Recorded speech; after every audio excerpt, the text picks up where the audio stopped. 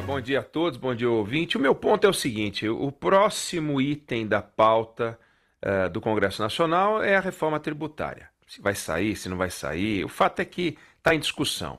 Tem um projeto no Congresso, aliás, tem dois projetos tramitando no Congresso, um no Senado, um na Câmara dos Deputados, são duas PECs. Tem uma discussão sobre se deve ter, se não deve ter imposto sobre o cheque, o presidente já disse que não, vira e mexe surge e tal, mas eu queria deixar isso um pouco de lado.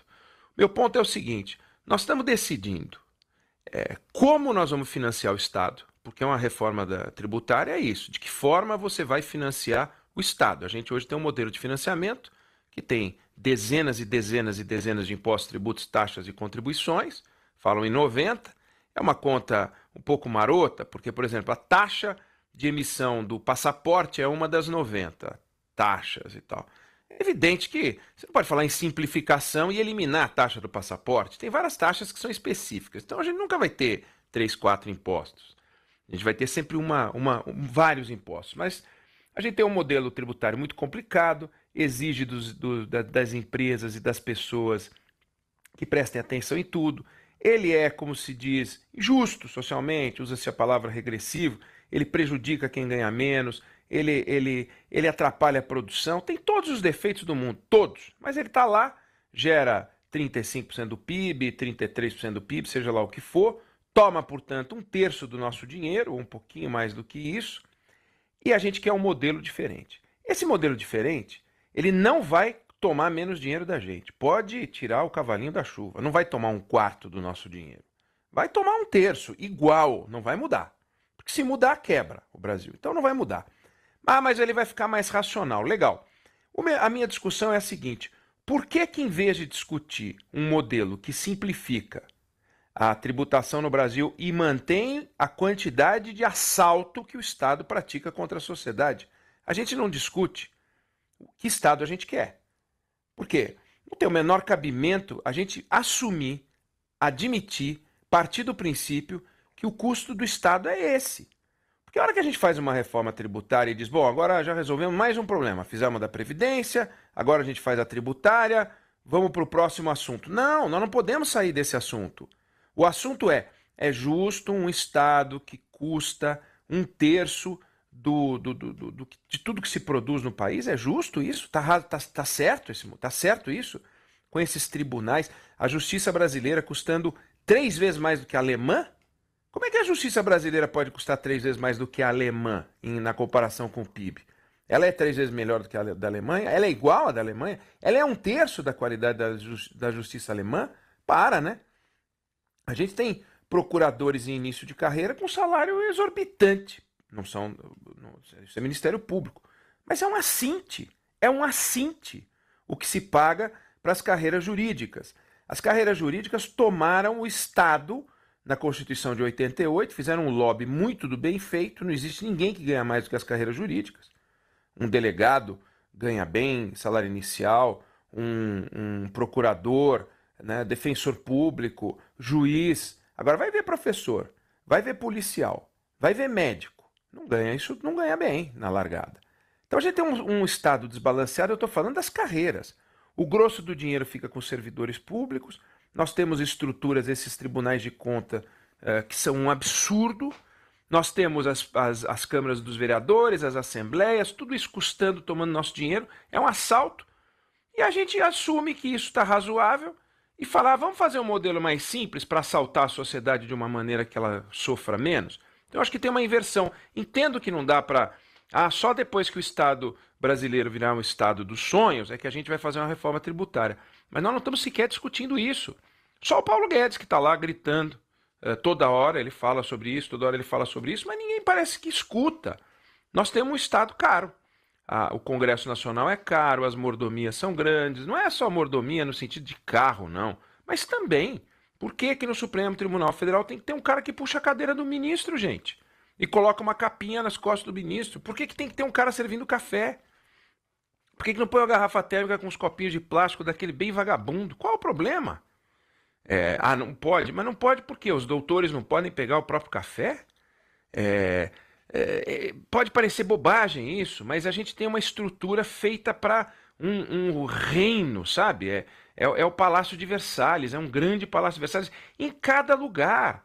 Fora o que nós já falamos aqui, por exemplo, pega uma cidade como Acre, pega o estado do Acre, que tem 22 municípios, um deles chama-se Epitaciolândia. Epitaciolândia tem uma secretaria dedicada ao turismo. Quem é que vai fazer turismo em Epitaciolândia? Mas tem um secretário que cuida do turismo. Por quê? Porque resolveu o prefeito que deveria ter. Então nós pagamos o salário do secretário de turismo. Fala, não, quem paga é o morador de Epitaciolândia. Que seja, embora não seja verdade, porque na redistribuição de impostos o Brasil inteiro paga as contas do Brasil inteiro, que os municípios poucos são autossustentáveis. E falta médico. Então é uma loucura. Sobra secretário de turismo em lugar onde ninguém vai, isso e falta médico. E o médico não quer ir. Bom, é esse estado que a gente quer e essa reforma tributária vai pagar isso tudo e vai deixar do jeito que está, congelado, só vai mudar a dor do assalto? Você falou aí de tribunais de contas, né? Hoje o jornal Estado de São Paulo traz essa informação aí. No Mato Grosso há um vale-livro anual que já chegou a R$ 70.900. Em Goiás, um procurador em início de carreira recebeu R$ 39.290, mesmo valor do teto constitucional, no primeiro mês de trabalho, hein? Mas é isso, São distorções, né? Uma atrás da outra. Onde mexe aparece, né, Wineg? A gente chama de distorção porque a distorção é um ponto fora da curva. Só que essa é a curva, Zé Paulo. Não é uma distorção, é uma torção. É assim que é. Em todo lugar onde você olha, pega o Congresso Nacional, porque os deputados e os senadores têm verba para correspondência. Correspondência. Quem é que manda hoje uma carta, uma correspondência? Eles não usam isso.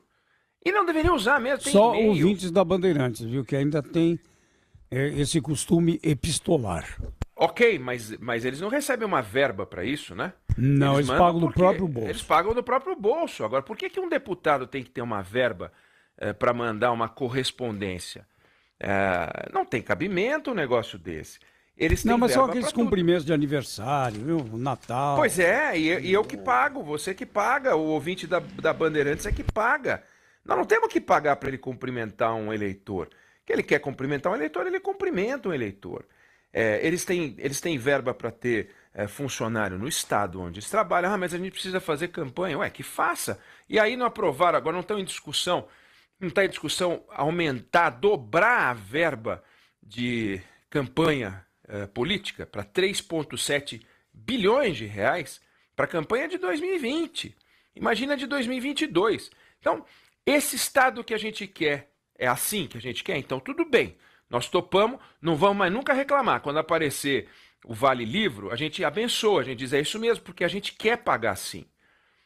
Os médicos que não aparecem no posto de saúde, o posto de saúde que não consegue atender as pessoas, a consulta com o especialista que demora. Você faz um exame. O Brasil é um campeão em detecção de câncer de mama. Por incrível que pareça, alguns estudos mostrando que a gente consegue detectar antes de outros países admirados. Pois bem, só que o tempo entre a detecção e o combate no Brasil é enorme. Então a gente anula o ganho da detecção precoce.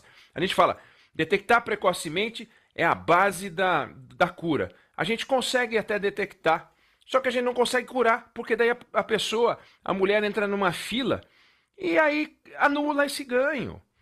É esse país que a gente quer financiar desse jeito? Então, tudo bem, vamos continuar assaltando 35% do PIB, faz uma reforma tributária e diz, bom, resolvemos esse problema. Resolvemos mesmo? Como é que a gente vai crescer colocando na mão de um bando 1/3 da nossa riqueza? Não faz sentido. Está errado. Está errado. Acho que não vão enfrentar essa discussão. Ela é complicada. Eu ouvi vocês falando sobre o navio do Irã. Se é difícil resolver o problema do navio do Irã, imagina resolver o problema do navio Brasil, né?